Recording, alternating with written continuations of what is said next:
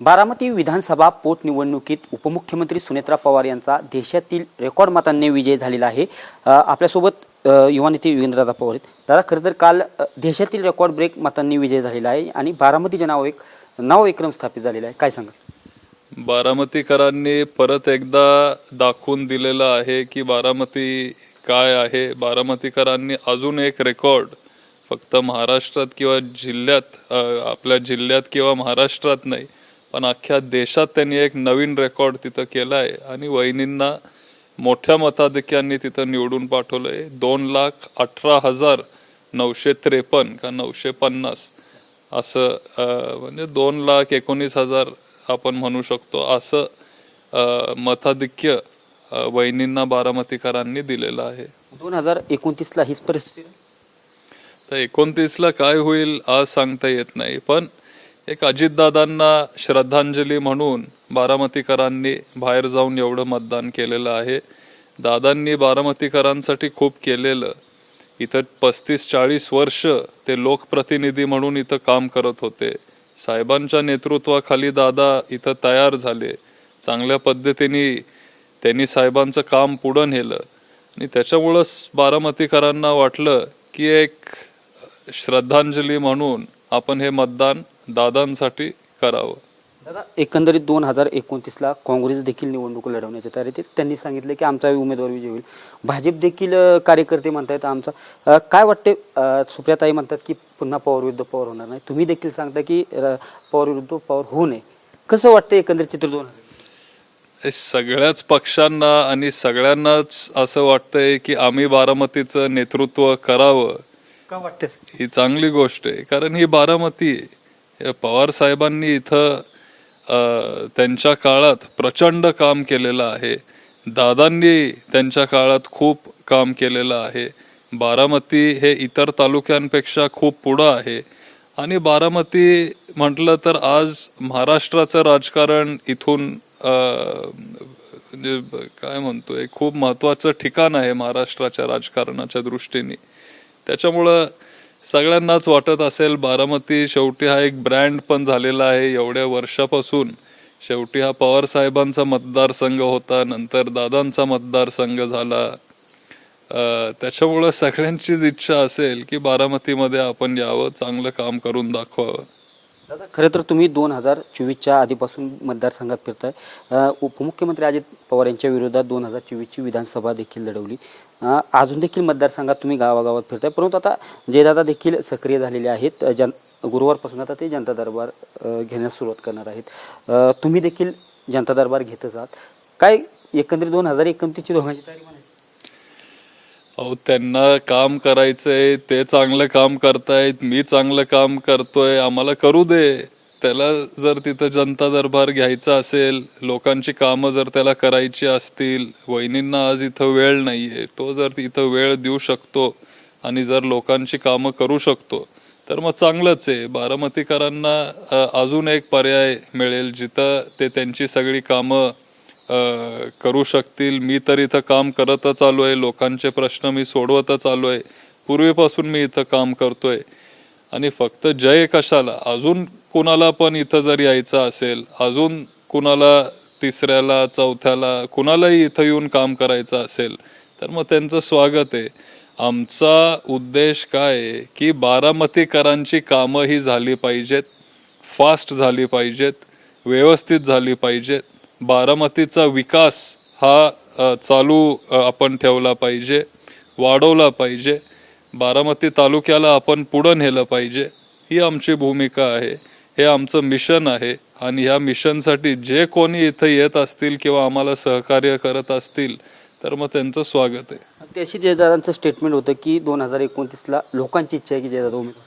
त्यांनी ते स्टेटमेंट बदललं। तुम्ही जुनं स्टेटमेंट सांगू नका, त्याच्यानंतर पण त्यांनी 2-3दा स्टेटमेंट दिलेत। ते म्हणाले की आपण बघू, कार्यकर्ता म्हणून ते इथं काम करतायत, 29चा आपण 29ला बघू। खरं तर काल देशभरात 5 राज्यांच्या निकाल लागलेले आहेत। पश्चिम बंगालमध्ये ममता बॅनर्जीची सत्ता जाऊन BJPची आली। सर्व तमिळनाडूत नवीनच TV केलेलं आहे। कसं पाहता सद्यस्थितीत भारतीय जनता पार्टी संपूर्ण देशभरात सत्ता काबीज करते? तर सध्या नाही, हे आपल्याला हे चित्र 2024 पासून दिसतंय. 2024 ते आता 26 म्हणजे साधारण 12 वर्ष भारतीय जनता पार्टी सगळीकडे बऱ्यापैकी सगळ्या राज्यात आज आहेत. 3, 4, 5 राज्य सोडले तर. वेस्ट बेंगॉलमध्ये पण 10 वर्षापासून ते तिथं प्रयत्न करत आलेत आणि आता तिथं SIRचा प्रोग्राम पण राबवण्यात आलेला होता. त्याच्यात साधारण 80 का 90 लाख मतदार तिथं डिलीट केले गेले. असं लोकांमध्ये चर्चा आहे की बऱ्यापैकी ते सगळे TMCचे सगळे मतदार होते किंवा मायनॉरिटी कम्युनिटी मधली लोक त्यांनी खूप तिथं कट केली, जे भारतीय जनता पार्टीला कधी मतं देत नव्हते. असं काही गोष्टी असू शकतात. तामिळनाडूमध्ये पण अँटी इन्कम्बन्सी खूप मोठ्या प्रमाणात होती. 10 वर्षापासून तिथं DMKची सत्ता होती. जयललिता तिथं वारल्यामुळं AIADMK जो पक्ष एका काळी सत्तेत होता, मोठा पक्ष होता, त्यांच्या इथं पण कोण असा एक चांगला चेहरा जयललिता नंतर तिथं राहिलेला नाही. आणि TVK म्हणजे आपले विजय, ते तिथं साऊथमध्ये सुपरस्टार आहेत. ते खूप मोठे तिथं सुपरस्टार आहेत. आता मोठे नेते म्हणजे डायरेक्ट आता मुख्यमंत्रीच ते तिथं होतील असा अंदाज आहे, कारण सगळ्यात मोठा पक्ष आज त्यांचा आहे. 2 वर्षापासून ते तयारी करतायत. जास्तीत जास्त यंग लोकांपर्यंत पोहोचण्याचा त्यांनी प्रयत्न केलेला आहे आणि तो यशस्वी झाला हे आपल्याला कालच्या पहिलेच उदाहरण. आणि आपल्याला नेपाळमध्ये पण आपल्याला ते पलीकडच्या देशात पण आपल्याला ते होताना दिसलं की आज जे आपल्या देशाची यूथ आहे, महाराष्ट्राचे जे यूथ आहे, युवा वर्ग आहे, त्यांना बदल पाहिजे, त्यांना नवीन नेतृत्व पाहिजे, त्यांना नवीन पिढीतलं नेतृत्व पाहिजे. आणि हे आपल्याला तामिळनाडू सारख्या राज्यामध्ये ते दिसायला मिळतंय, जो एक सुशिक्षित राज्य आहे आणि तिथं शिकलेला वर्ग जास्त आहे, एज्युकेटेड लोक जास्त आहेत, एज्युकेशनचं पर्सेंटेज हे तिथं जास्त आहे. आपला देश तरुण आहे, तरुणांना एक बदल घडवायचा आहे आणि तामिळनाडूमध्ये आपल्याला ते दिसून आलं. 2029 ला काय चित्र वाटते? लोकसभा असेल, विधानसभा? कुठं आपल्या केंद्र राज्यात देशात मला वाटतंय ज्या पद्धतीने राहुल गांधी साहेबांची पॉप्युलॅरिटी आता वाढत चालली आहे,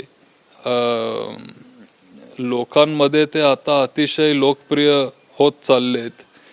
पूर्वी आणि आत्तामध्ये त्यांच्या इमेजमध्ये खूप मोठा बदल आहे, फरक आहे.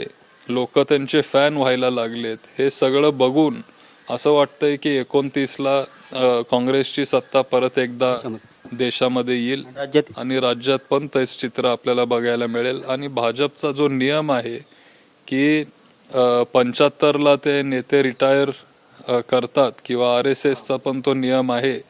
मग आत्ताचे जे नेते आहेत त्यांचे सगळे भाजपचे, काय होतं हे आपल्याला बघावं लागेल. शेवटचा प्रश्न, खरं तर राज्यात सर्वात नसरापूर प्रकरण सर्वात गाजत आहे. एका चिमुकल्यावरती जे घटना घडली, संपूर्ण राज्यात संताप व्यक्त होत आहे. कसं पाहता या घटनेकडे? बेकार घटना आहे. महाराष्ट्राचं मान म्हणजे खालती घालवण्याची ही अशी एक घटना घडलेली आहे आणि महाराष्ट्रामध्ये असं काहीतरी होईल असं मला वाटलं नव्हतं. इतर राज्यांमध्ये आपण ऐकलेलं, पण नसरापूर हे आपल्या बारामतीपासून पण फार लांब नाहीये.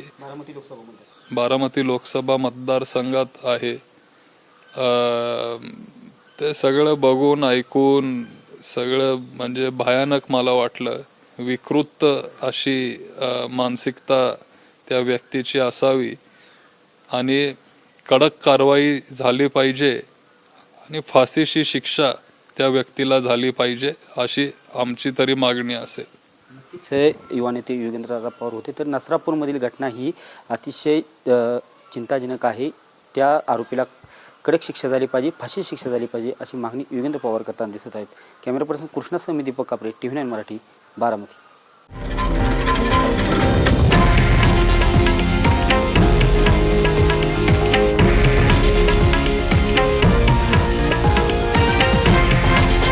हे आहे देशातील नंबर 1 न्यूज नेटवर्क आणि आपण पाहत आहात TV9 मराठी, एकमेव.